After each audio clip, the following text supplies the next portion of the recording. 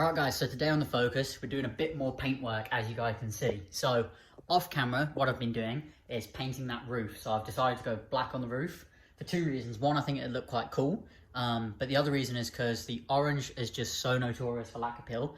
If I go orange again on the roof, it's just going to lack appeal again, so I decided to go black this time. But today, we're not doing the roof, we're going to be doing both the doors.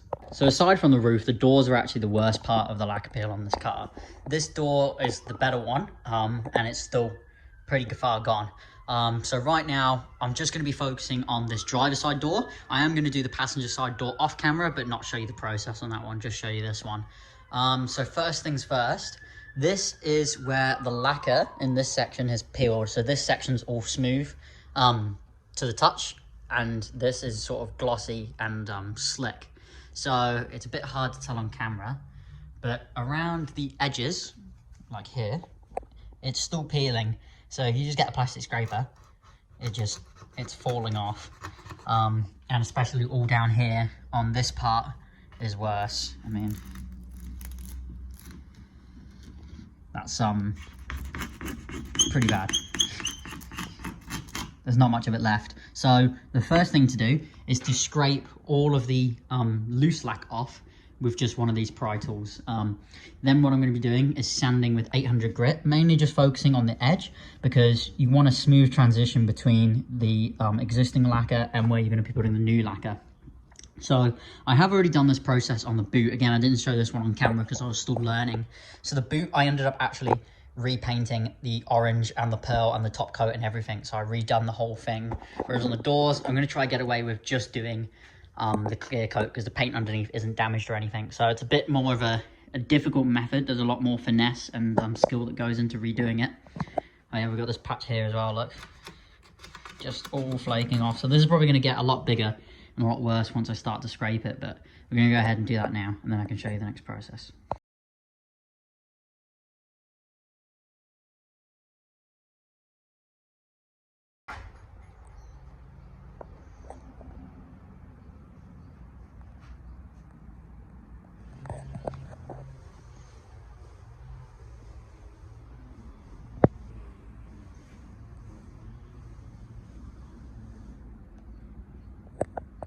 After I removed all the loose lacquer with that scraper, I went ahead and started sanding with some 600 grit sandpaper and wet the surface in a few areas where it needed it. And this is what the edge is looking like after I've hit it with that sandpaper, just trying to get a smoother transition between where the lacquer has faded and the existing lacquer. Alright guys, it's the second day of doing my doors now on The Focus. It took me so much longer than I thought yesterday to do the lacquer. I ended up sanding it for like 4.5 hours, but I finally got the edge nice and smooth, so there's a nice smooth transition between where the lacquer isn't and where it is. So now what I've got to do is wet sand this whole sort of top half of the door, probably to about here, with 800 grit, then 1200 grit, and then what we can do is pull this dust sheet back down, cut a hole in it, and start masking it off, ready to be painted. I've decided now to leave this door section because I think it's going to be easier to mask both sides of this door and just repaint the whole thing instead of trying to sand the lacquer line out. So just repaint that whole thing. I was intending to just put lacquer, clear lacquer on, but I'm just going to have to paint it because I've gone through in some areas where it was a bit tough. So yep, that's the plan. So here I am wet sanding halfway down the door, just so I can blend the paint in a lot nicer, just keying up the surface, making sure it will all stick. Once I'd done that and I was happy that the surface was all keyed up, I cleaned it all off with some isopropyl alcohol, just so there would be no dust in the surface of the paint. Alright, so you guys can see what I've done with that 800 grit sandpaper. So you can tell the difference between a part of the paint which I haven't sanded down here, it's smooth, and this part where it's all keyed. So the reason for that is the 600 grit that I use to do this, it gouges the paint so much that you'd leave scratch lines. So you're trying to get those out essentially. I'm sure I probably explained something like this in that voiceover. But yeah, so I've gone halfway down the door. And what we're going to do is try to apply the colour to sort of this top section and fade it down, and then the clear sort of to more that whole section. But I've still got to go over that with 1200. So I'm going to go do that now. Once I'd finished all the sanding, I used the heat gun to try and evaporate some of the water, which would have gotten all the creases from the wet sanding. Okay, so now that the panel's fully prepped, what I can go ahead and do is I'll spray it and clean it with a little bit of isopropyl alcohol, just to make sure, especially these areas, that my masking tape's actually going to stick. And then I'm going to start masking mainly around this window trim and this rear quarter panel right here. Then this dust cover I've got, I'll put back down, cut a hole in it, sort of this shape for the door, and sort of mask that off. And I'll let it go down to sort of this hard line, so the paint can fade down into that section. So that's the plan. Mask around the mirror, mask sort of the front fender, stuff like that. So, but what you don't want to do is sort of mask a hard line to either there or there, because it'll look rubbish when you pull the masking tape off, because you'll have a hard line. You need to let the paint sort of splatter and fade down. But yeah, then with the door handle, I'll mask that off because I don't want to paint the handle. This part I'm just going to leave exposed, because you will get some paint falling in here, but you won't really get that much, and it's not going to stick there anyway because I haven't sanded there at all. So any paint that is in there, I'll just get a polishing pad in and then polish it straight off. It'll be easy. It's going to be a lot easier than trying to mask it off. But yeah, that's the plan. So I'll go ahead and do that now. Okay, so I've masked up the doors on both sides, so this is sort of what we've got left with, just this one section which I'm going to be painting. So the goal here is that I'm going to be using coloured sprays, so a base and a top coat. So the colour I'm trying to get on sort of this top section here where the colour's actually needed. There's no colour that really needs to be there, but that's keyed up so it can fade sort of down into it. And then on sort of the whole section, I'll be doing the clear coat, because obviously I don't want it to be peeling again. But I've done the same thing on the other side. So this side actually got a lot worse once I started sanding it. You can see I ended up taking this whole section off, which I didn't originally intend to do. But yeah, so that's ready for painting now. So we're going to go ahead and show you what I'm going to do with that. So to start with, I'm going to be using this orange ground coat. So this is just orange that's been matched based on the car's color code, not actually a scan of the paint. So I'm just going to be using this essentially as my primer to cover up these sort of white spots and just get back to a flat orange sort of to start with.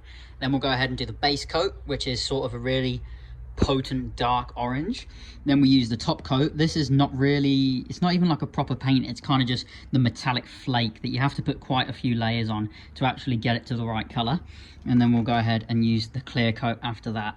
So, and then obviously I'm going to be wearing a paint mask. I only just started wearing a paint mask. I've been painting for 5 years, never wore a paint mask, but when I did the roof I really needed to have one. So yep, we're doing that. And then before I start, I'll wipe it off with some isopropyl alcohol and then get started.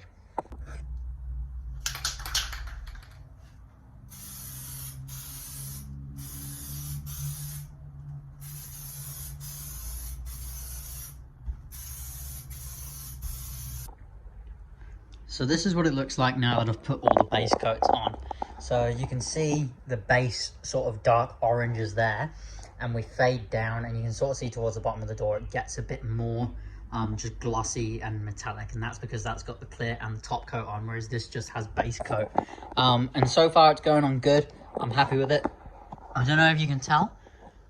You can see on camera that lacquer line right there. So there is that lacquer line. So I think what I'm going to have to do is I'll put my top coats on, and I think I'm going to have to wet sand before I put the clear on, just to flat the surface down a little bit. But that'll be wet sanded with like 2,500 grit. But we'll go ahead and put the top coats on now and see if we can get that metallic flake back into it.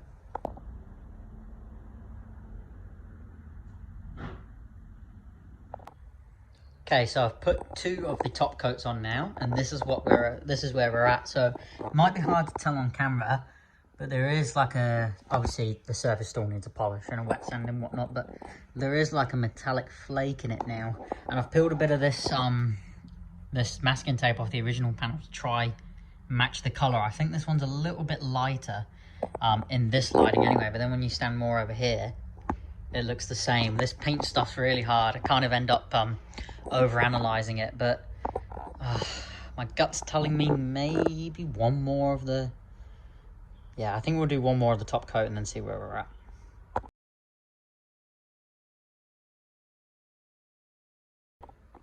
So in all honesty, there's aspects I'm happy with and aspects I'm not happy with.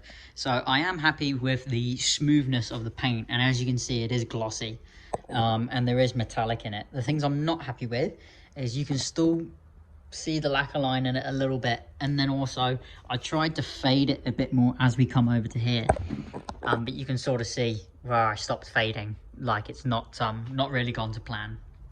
And to be honest, this is the good side. The driver's side looks a little bit worse. And I'm going to end up having to redo these. So this is my first time doing it. Well, not my first time. I did the boot, but like first time trying to attempt lacquer repairs on a car. And it's gone okay. I mean, it definitely looks like loads better than what it looked like before.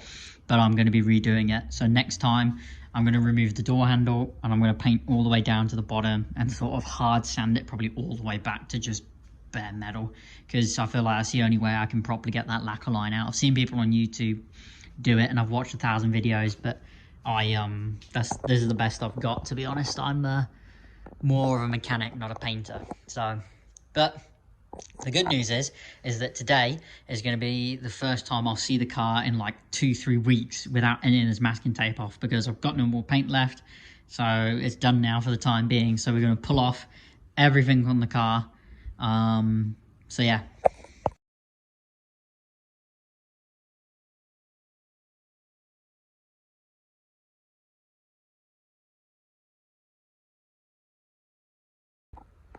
Okay, so it's definitely not perfect by any stretch of the imagination, but considering what the car looked like before, I have to say I'm impressed with the way it's turned out. So this is what it's looking like, the match between two panels.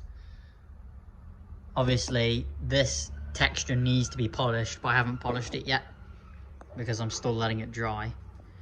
But in terms of actual color match, you know, we're not too far off. I think this looks, it's weird, in certain lights it looks more orangey, but also looks more yellowy at the same time. The true test will be when I pull this off, but we're going to go ahead and unmask the rest of the car now. I'm a bit nervous about doing around the roof because I painted the roof black and I haven't unmasked this for like a while now, so I hope I haven't got any bleed or overspray. So here are the results, and I would open the garage door or put the lights on, but we have a power cut at the minute, so I can't. So, am I happy with the way it turned out? Yes and no.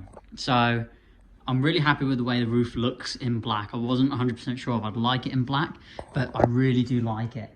And I am also happy because when you stand here and look at the car, you honestly can't even tell it's been repainted from here. Like, it looks all good. The things I'm not happy with are my fading.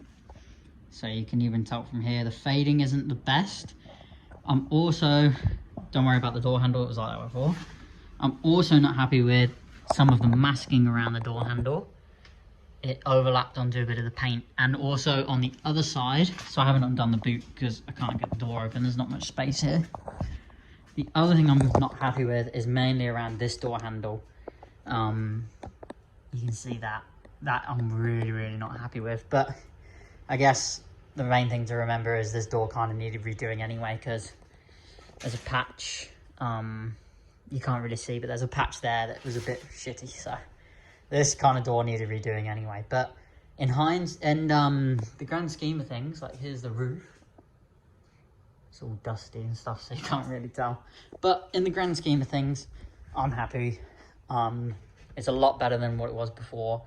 I've learnt a lot, and it's a good base to start. I can leave it like this for the next month or two until I've got the time or the money to get it redone. So I think what I might want to do next time is maybe even get an air compressor and have the paint made in the, not the aerosol form, and so I can spray it on with an air compressor, maybe do that.